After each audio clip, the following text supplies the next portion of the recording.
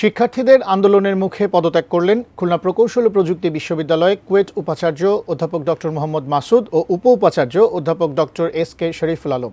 শিক্ষা মন্ত্রণালয়ের অনুরোধে বুধবার রাতেই তারা পদত্যাগপত্র পাঠান। দাবি মানায় স্বাভাবিক হয়ে উঠছে ক্যাম্পাসের পরিবেশ।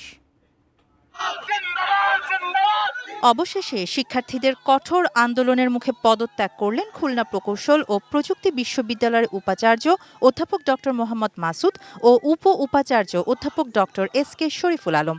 এ খবরে উচ্ছ্বাসে ফেটে পড়েন আন্দোলনরত শিক্ষার্থীরা।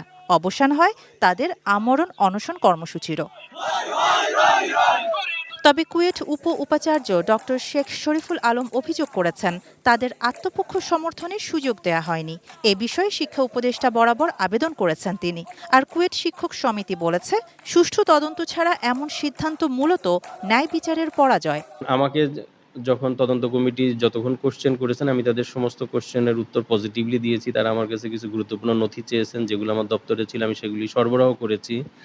কিন্তু তারা আমাকে এমন কোনো প্রশ্ন করেননি যেই প্রশ্নের উত্তর আমি দিতে পারিনি বা যার কোনো সদুত্তর আমার কাছে নেই। ডিজাইন, এলিগেন্স, বিউটি, সেরা পণ্য সবার জন্য জেভিকো।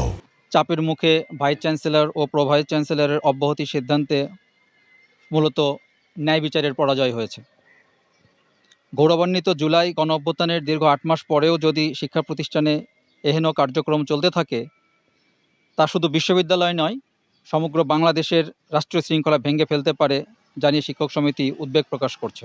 এর আগে বুধবার দিবাগত রাত ১টায় বিশ্ববিদ্যালয় মঞ্জুরি কমিশনের সদস্য অধ্যাপক ডক্টর তানজিম উদ্দিন খান শিক্ষার্থীদের আশ্বস্ত করেন এবং জুস খাইয়ে অনশন ভঙ্গ করান। গত ১৮ ফেব্রুয়ারি কুয়েট ক্যাম্পাসে ছাত্রদল যুবদলের সঙ্গে শিক্ষার্থী ও এলাকাবাসীর সংঘর্ষে অর্ধশতাধিক আহত হন। পরে সিন্ডিকেট সভায় অনির্দিষ্টকালের জন্য একাডেমিক কার্যক্রম ও হল বন্ধ ঘোষণা করা হয়। ৩৭ শিক্ষার্থীকে সাময়িক বহিষ্কার ও বহিষ্কার প্রত্যাহারের ঘটনাও ঘটে। এসব ঘটনায় উপাচার্যের অপসারণের এক দফা দাবিতে ২২ এপ্রিল বিকেল থেকে আমরণ অনশন করে আসছিলেন ২৯ শিক্ষার্থী।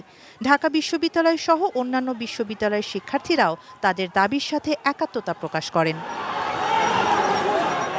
শাহানা জাহান, ডেস্ক রিপোর্ট, ATN নিউজ।